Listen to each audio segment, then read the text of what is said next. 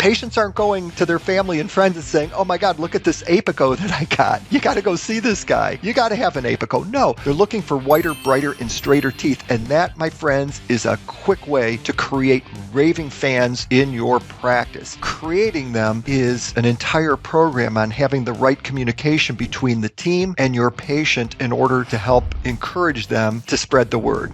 Hello, everybody, and welcome to another episode of the Raving Patients Podcast. And I want to thank everybody for joining me again, allowing me to come to your inbox every Friday morning at 5 a.m. due to our sponsors, both Dental Intelligence and the Doc Sites. I also want to remind everybody of my event, Supercharge Your Dental Practice. This year it's in Scottsdale, Arizona, September 27th and 28th at the Scott Resort and Spa. You can go to superchargeyourdentalpractice.com and use the code RAVING, R-A-V-I-N-G, to save $100 on your registration. One of our sponsors is my guest today. So Dan is the founder, CEO, and chief orthodontist of Orthobrain. So please welcome to the Raving Patients Podcast, Dan Gurman. Dan, thank you so much for joining me today. Len, I appreciate the kind invitation and look forward to the discussion. Just so everybody know, I met Orthobrain at my event, Supercharge Your Dental Practice in Bermuda, Supercharge Your Big Cases in Bermuda. And I was super impressed by Dan, who spoke. He gave an amazing seminar, one of the more popular seminars, but really what Orthobrain does in health practices. And I spoke to a couple of their clients there, and they were so enamored with the product. They said, I have to learn more. I have to get it out to my audience because I like bringing new things to my audience. Not that Orthobrain's new, but I wanted to get you more brand awareness. I wanted people to know how you help practices. So to begin with, Dan, why don't you explain to the audience what Orthobrain is and how they help dental practices? Len, what we do is we deliver confidence and opportunity all the way up and down the chain. It starts with the patients. So that when the patients have the opportunity to have their teeth straightened and have a beautiful smile, it allows them to be more successful in life. It's been medically proven. They're rated as more intelligent, more likely to succeed, better leaders when they have a great smile. Who else gets the confidence and opportunity? The dentist. As the dentist learns how to deliver this type of care, it's going to help them with their profitability, the value of their biggest asset, which is their practice, and give their team the opportunity to grow as well and develop confidence as they bring in new skills. The way this all happens is that the dental practice sends us the records, x-rays, photos, and an STL file, and we're able to give them all the support that is needed. So in summary, if somebody is interested in doing orthodontics or is already doing orthodontics, we help them do it faster, better, and more profitably. Doesn't matter how little experience they have or how much experience, whether they're a first-timer or an orthodontist. Got it. And so let's talk about, and I know you showed me, before we started, you showed me an image of the before pictures and then what Orthobrain provides. Can you just briefly go over that so people can see that who are actually viewing it on YouTube or one of the shorts versus listening where you're just going to have to understand what he's talking about here. But can you show that real quick? Sure. What I can do is show you the photos that are required. So we need these 9 photos, this being a critical one with the teeth apart for diagnosing and treatment planning. Take a course and I'll explain why that one is critical, and the smile picture. One of the things that we do at Orthobrain is we have an orthodontist in the U.S. diagnose and treatment plan all the patients. We require the photos. We need an x-ray, whether it's a pan or a full mouth series, and an STL file. However you want to get that STL. Love to all scanners. Doesn't matter whose scanner you use. And then what happens is our U.S.-based orthodontist is going to make a problem list and attach a prognosis that's color-coded. So if it's green, you're going to get it. If it's yellow, you'll probably make it better. And if you happen to get a red, then you're not going to fix that problem, which is fine. You don't have to make every patient perfect. And the dirty little secret is I never made a patient perfect after 30,000 treatments in my practice. So after the problem list and the prognosis, you'll get a summary diagnosis and you'll get a link right here. And that link is the orthodontist speaking to you with their picture on a screen, reviewing all the photos, x-rays, so that you are going to meet the orthodontist that is supporting you all the way through this treatment. After that, there's a summary treatment plan. And Eventually, you'll get to a roadmap 10 to 15 pages long that will help you and your team be able to know exactly what to do every step of the way. And as you're going through the treatment, you're going to be able to interact with us. You'll be able to send us messages with pictures if you like, and our orthodontic team will answer the questions either in written form or even make you another video or annotations on the photo. So the promise is that you're never alone. You have an entire virtual orthodontic team that is at your side in order to be able to make sure you deliver the care.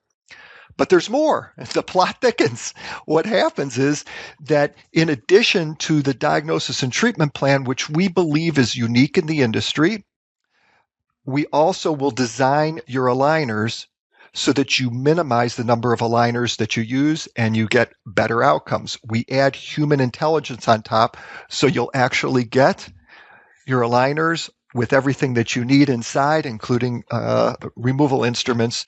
And if you happen to have a patient that wants braces, same sort of thing. You'll get a box that has everything you need in it, including braces trays that already have the braces digitally placed by an orthodontist and the wires that are labeled 1 through 3. You have the same architected blueprint in order to take you from crooked teeth to an amazing smile so that you can create raving fans in your practice.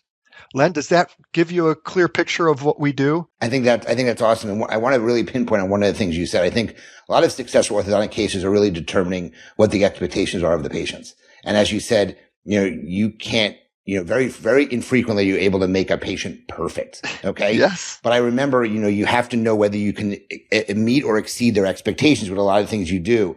And I think one of the things you just showed with the different color coded, things that you'll 100% achieve this. You may not achieve this. You can't achieve this. I think that really goes into helping a patient understand what you will be able to do and what you can't do for them. So I think that's really cool that you get into that, because that, the other orthodontic companies, you really don't see that. They just show you a simulation, and a video, and you have to hope that you can meet or exceed the patient's expectations that way. So I think that's really unique about what you do. Yeah, and Len, you're exactly right. I've done more than one podcast interview before. You are the very first dentist that has picked up on that. And that is the key, is framing the expectations. And one of the ways that we take it a step further, Len, is that we actually create what I call an ethical informed consent right here. These are things for you to discuss with your patient that are outside the legal document that everybody signs. This will frame the expectations, and this also, Len, will set the table so that you can do the restorative and aesthetic work at the end of treatment. If you need help with those talk tracks, we can provide those. But essentially what you're letting the patient know is, at the end of treatment, here are things that are going to be less than perfect. Let's have a conversation when the retainers go in about whether or not you're interested in making your teeth whiter and brighter than they are right now. And oftentimes you'll find, as a general dentist doing orthodontics in your practice, that the amount of aesthetic dentistry that you do goes up very quickly as you begin to finish your orthodontic patients. Got it. No, I agree 100% with you. So let's jump right into some of the content we wanted to talk about here. So the first thing is, let's talk about increasing GP profitability per hour over 10 times with orthodontics. And I think that's really important, because I know a lot of people shy away from doing ortho. They don't delegate properly, and they think they're not making enough profit on it. I think this type of stuff, I love doing aligners. I thought it was one of the most profitable procedures because I delegated a lot of stuff to my team. But can you talk about the profitability per hour with ortho? Yeah, it's a great topic, and it's really quite shocking. If you go to Google and you ask, what is the average income that a dentist puts in their pocket per hour, it's about $88, and it's pretty consistent over the years.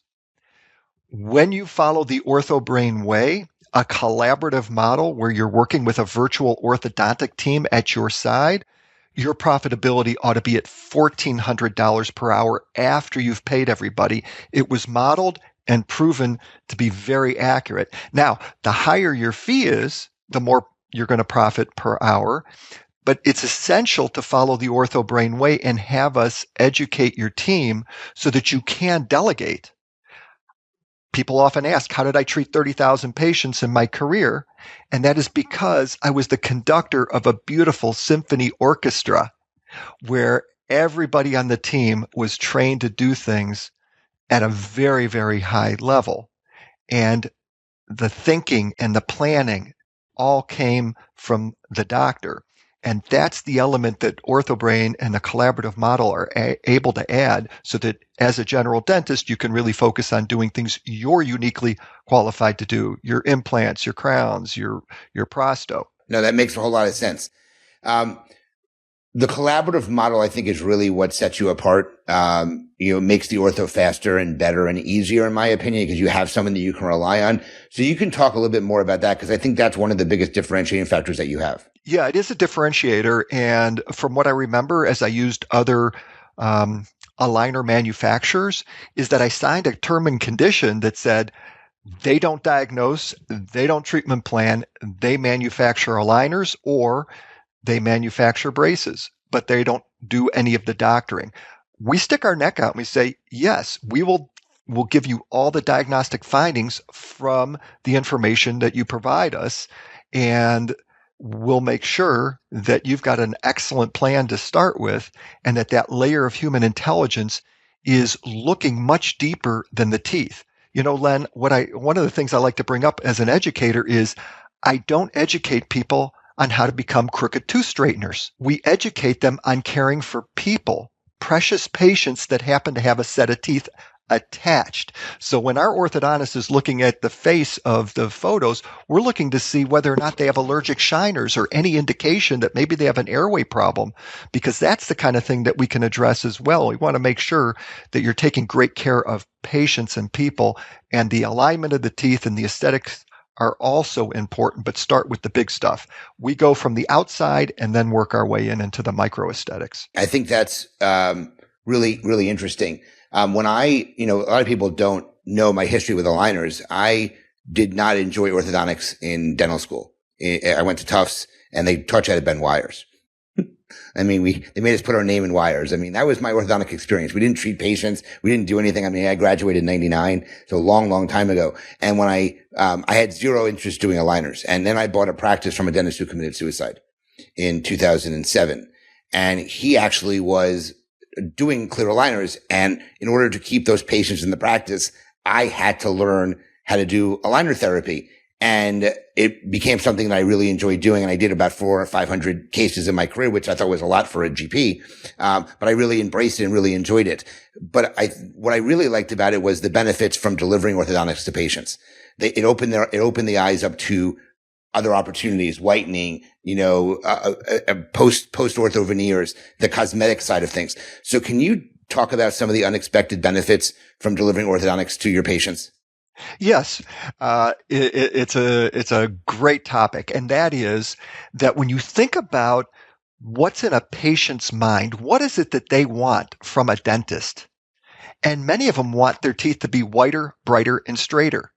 And when you can provide that to people and they go home and they go back into the workplace and say, wow, look what Dr. Len did for me. Now, people need apicoectomies, no question about it. They need to have third molars extracted when they're making trouble, all kinds of dentistry that's a little bit more unpleasant. Patients aren't going to their family and friends and saying, oh my God, look at this apico that I got. You got to go see this guy. You got to have an apico. No, they're looking for whiter, brighter, and straighter teeth. And that, my friends, is a quick way to create raving fans in your practice. Creating them is an entire program on having the right communication between the team and your patient in order to help encourage them to spread the word. So that's one of them. The other is going to be that they're going to ask for more aesthetic procedures. The research is very clear that if you were to take the magic wand that I have and give it to your patient and say, is there anything you would change with your teeth? What would it be? Only 1 in 5 patients say, I'm good. I'm fine just the way they are. Most people, 80% of them, are going to want to change something with their teeth. This gives you all of the tools in order to be able to do your very best and create those raving fans. Yeah, it's interesting. I would ask patients all the time, because I like doing cosmetic dentistry, and I would ask them all the time, what would you like to change about your smile? And I remember I had a patient come in that wanted to do, and they wrote on the thing, I want to fix my smile with aligners. That's what the person wrote. Now, I made an assumption that I remembered forever, and I never made the mistake again, was they had this huge gap in the front of their mouth. Okay. And I really didn't look at anything else. I just said, I'm assuming you want to fix the gap. And she go like, what are you talking about? I love my gap. I want to fix this. And it was all crooked. So, I always got into the habit of making sure I didn't make assumptions anymore, that I always asked patients what they wanted to do, because sometimes you don't know what their goals are. So I thought that was an interesting, concept there. So, let's talk about how somebody chooses. And I didn't even know, to be honest with you, until you pointed out, I didn't even know you gave brackets. You did brackets and wires. I thought Orthobrain was simply aligners, and it's not. So when you said, hey, here's the bracket inside the tray, you put it in. It's like an indirect bonding system that you have. And I used to use that for lingual wires when I did lingual wires. But how does someone choose between aligners, braces, expanders? How do they go through it? Again, these aren't fully trained orthodontists. These are general dentists mostly looking to do orthodontics. So talk to me about that. Yeah, it's a great question. And it all comes down to finding the right solution for the problem that the patient comes in with. It's the same kind of rationale as to whether or not you're going to take a boat, an airplane, or a car to get somewhere. It depends on where you're going. So when you know what is going to benefit from the patient, then you can choose the appropriate therapy. And there are certain malocclusions, such as anterior open bites, that are going to treat faster, better, and more predictably if you use aligners. There are other movements that are going to treat faster, better, and more predictably if you use brackets, such as, say you've got 8 or 9 and you want to grow some bone, or you want to change the periodontal architecture with orthodontics to align the CEJs, the gingival margins, whatever it is. If you're going to extrude an incisor, it's going to be more predictable with braces. It's not to say that you can't do it another way, but if you want to get to the finish line predictably and faster, then you choose the appropriate appliance. When it comes to airway or correcting skeletal malocclusions in children, there are appliances that will help grow the jaws predictably, and sometimes they have nothing to do with braces or aligners. So it's really a diagnosis. And just to add on to that, Len, I know the profile of the doctors that work with Orthobrain. The doctors that are doing the most orthodontics begin to fold in all of the treatment modalities, so it opens up the spectrum and gives them all the tools that they need in order to be able to treat their patients best. Got it. Makes a whole lot of sense to me. So, like I said, I did a lot of aligner cases. It was a big part of my practice. I think at one point in my heyday, it was about 30% of my revenue was with orthodontics. So I loved doing aligner therapy. So I'm curious where you could tell listeners and viewers where to find ortho patients for their practice, because I'm sure the answer will surprise them. And I'm not going to, I don't want to steal your thunder, but I think I know the answer to that. But I want you to tell them where they can find their ortho patients for their practice. You have got an entire orthodontic practice right inside your own office. Exactly. You don't need any external marketing. Zero. It's all right there. It's in your hygiene room. You can do the math quite simply. You can say, wow, what if a full-time equivalent hygienist is working 5 days a week? So maybe you have 2 that are filling a room 5 days a week. And if they're seeing 8 patients, you could do the math easier. If they're 10 patients a day, and that's 50 a week, and you multiply that all out, and your fee is $5,500 per patient, all of a sudden, each hygiene room that's going 5 days a week ought to be generating $850,000 of revenue if only 10% of the patients that are in consultation decide to start. So if 70% of your patients would benefit from ortho, 10% of them that are given that opportunity start per hygiene room. You're talking about $850,000 of revenue. Your take on that ought to be $1,400 per hour of your time, doc.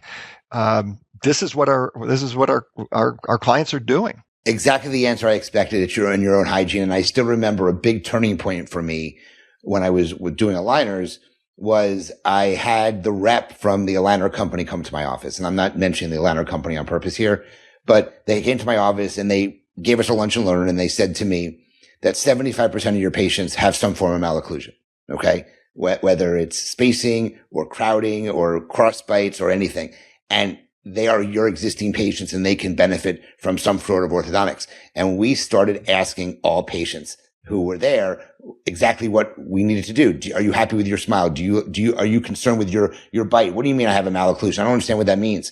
We started to educate our patients, and that became a big turning point in my practice that took me from doing 7 to 10 cases a year to over 100 cases a year from 2010, 11, and 12 is when my heyday was, when I was a significant provider.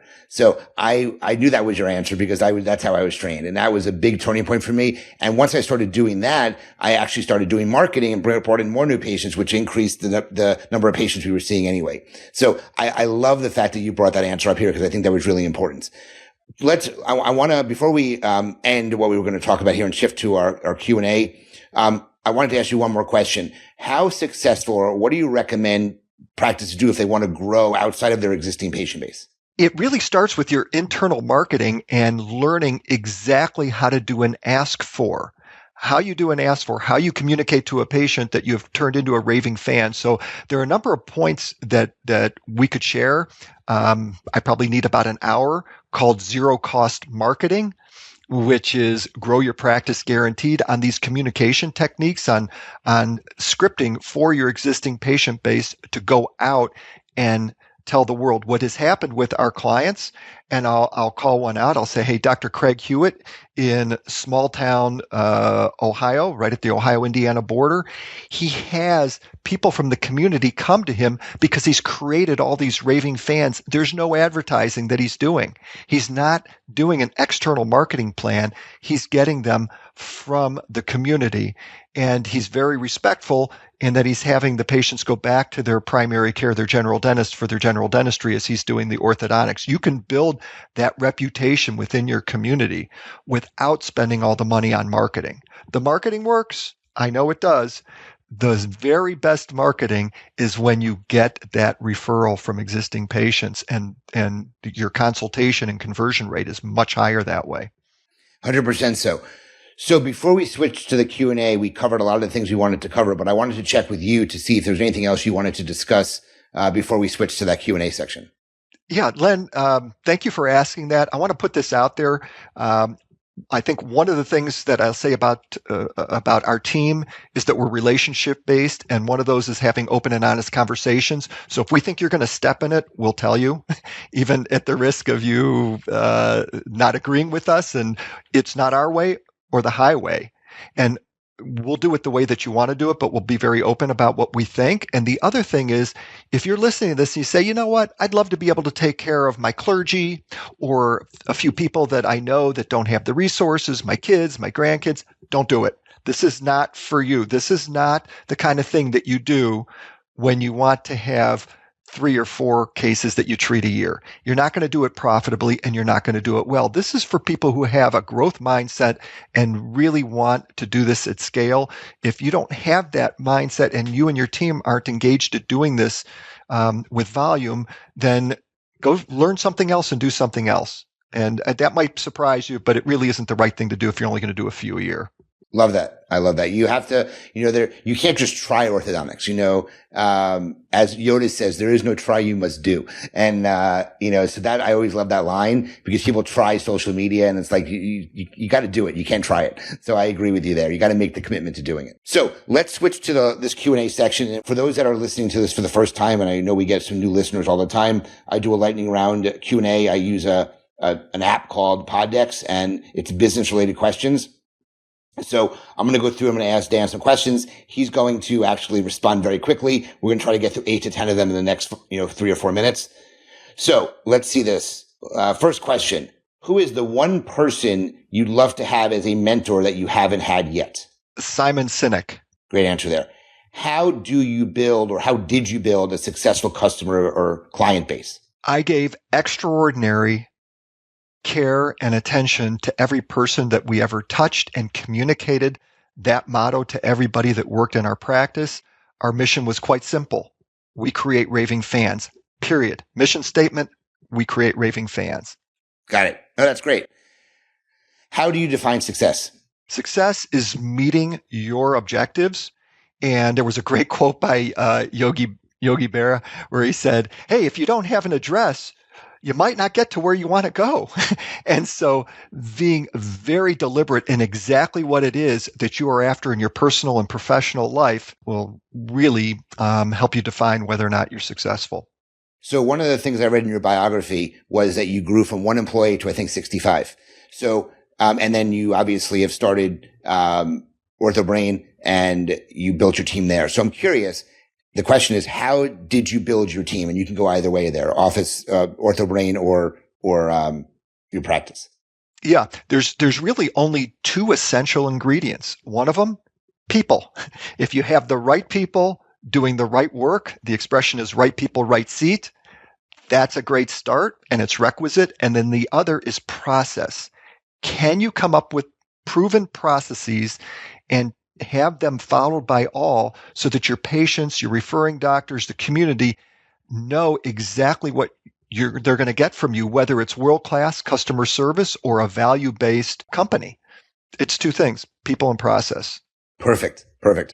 What methods do you use to keep focused? I have a very fine-tuned program that I follow, and that is that every day is scheduled with objectives. We work on a daily basis, on a weekly basis, and then we have a cadence of meeting every 90 days to determine what the next big things are that we need to focus on. So in other words, as my father, whose memory is a blessing, taught me, put blinders on, know exactly what you need to accomplish, and don't get distracted by chasing what are called shiny objects that can take your eye off the ball. That's great. How do you capture ideas and keep track? Do you keep a notebook? Do you do voice memos? What's your method? Yeah, the trick is to keep everything in one place. So I keep one book right here. And if I leave it somewhere, then somebody can return it because it's got my name and phone number on there and everything goes in one place. I never have to look for anything related to work ideas and I jot those ideas down. What do you do when you're sleeping? I have a little notepad that is at my bed. It's in my bathroom. It's in my closet. It's in my car, everywhere I go because I have ideas all day long and they all get documented and end up in the book. So nothing gets lost. That's great. What has been your most satisfying moment in business? The most satisfying moment, this will catch you off guard. I sold my practice in order to devote all of my energy to Orthobrain, and that was our baby. My entire family put their heart and soul into that practice. It wasn't just me. And we had remodeled the practice, rebuilt it. The office was brand new. Everything was perfect when I decided that we were going to pursue this dream of Orthobrain. Here's what made me incredibly fulfilled. And that is that when I handed the baton to the team to take over for me, including the new doctor, I asked them to please make me proud, stay with the new owners, and continue to make the practice better. And when I came back to provide maternity coverage, I saw that they made the practice better than it was when I was there. It was incredibly fulfilling because when you take a look at leadership, the very top leaders are able to have a succession plan so that if they get the hook or some other happening occurs and they can't be there, that the business carries on. And in our case, it got better. It was because I had the right people. And to me, that was ringing the bell in my professional career. That's great. Do you have a hard time telling people no? Yes. And I practice that. Len, when you come to Cleveland sometime, you will see in my car, if you look at the back, you probably can find some chickens up there because it's so hard for me to say no that I have chickens in my office and where I go, don't chicken out, have the open and honest, uncomfortable conversation immediately. It's hard for me to say no. It's hard for me to have those hard conversations because I want everybody to love me. 2 questions left. I think that's great. 2 questions left. What book do you recommend or what is your favorite book and you think you would go back and reread as it made a great impact on you the first time? I would go to EOS Life. And what that does is you'll learn a bit about how to orchestrate your life in order to make it fulfilling and have that right balance between the 5 things that are essential. Do you love what you do? Do you love who you're doing it with? Are you compensated adequately? Are you making a difference? And do you have time for your personal pursuits? And that EOS model for your life and also as an operating system for your company, probably the most impactful thing that we've got going right now. Got it. So last question, and it could be either personal or professional. What is one subscription you cannot live without? I find great meaning in learning. And so what I do is, in contradistinction to an actual subscription, I keep a reading list from people like you that I admire most, who give me the content that I should be putting into my head. And I follow that diligently, and I chart it every day. And so when you're talking about where do I get my knowledge and my learning, it's from other people that I look up to, who then give me the recommendations on what I ought to be reading, and an occasional audio or video recording. I know that might not be the answer that you want, but that's how I roll. Interesting answer. That's good. I was expecting Amazon Prime or something like that, but that's fine. Or Netflix or something. But no, that's zero. I don't have any of those. Interesting. Yes. Okay. All right. So, how can people find more about Orthobrain? How do they reach out to want to become a provider? I know you wanted to throw out an offer to get people to get started. So why don't you go over those things? The best way to find out more about Orthobrain is go to orthobrain.com, go to the website. It gives you a bit of information. It's under revisions right now. The easiest way to get attention, send me an email. I'm going to give you my contact information. It's dan@orthobrain.com.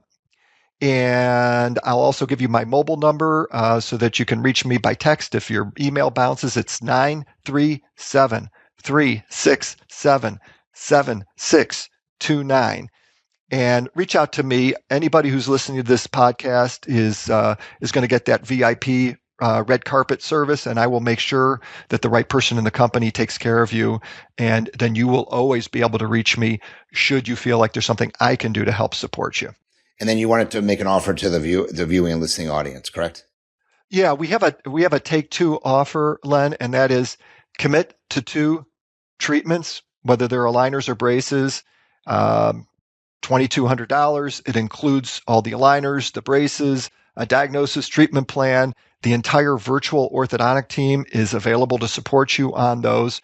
If for some reason you feel like this wasn't what you expected, we didn't give you what you feel like we promised, let me know within a couple months. I'll send you your money back, which has never happened. It's a money back guarantee. I can give you my personal pledge that the team will give you exceptional service every step of the way. Well, that's perfect. So, Dan, I wanted to thank you for being a guest on my podcast. It was very enlightening. I enjoyed it. I knew that you're an amazing speaker. So guys, if you ever had a chance to hear Dan speak, please do yourself a favor and hear him speak. He blew the audience away in Bermuda when he gave his presentation. So if you like the episode, please share it. If you know someone who'd be interested in Orthobrain, please reach out. Please recommend them to reach out to Orthobrain as well. I think you'll find that they do an awesome job with the aligners for their practice. Open their eyes to what they can do with the service they have. If you like the episode, please share it. Please recommend it. Please review us. Please like us. Do everything you can. Remember my event in September, Supercharge Your Dental Practice. Use the code Raving at superchargeyourdentalpractice.com to save $100 on registration. If you have any questions for Dan, please reach out. And remember, I end every episode with 2 words. Your reputation matters. Dan, thank you so much for joining me, and we'll talk to everyone soon. Thank you, Len.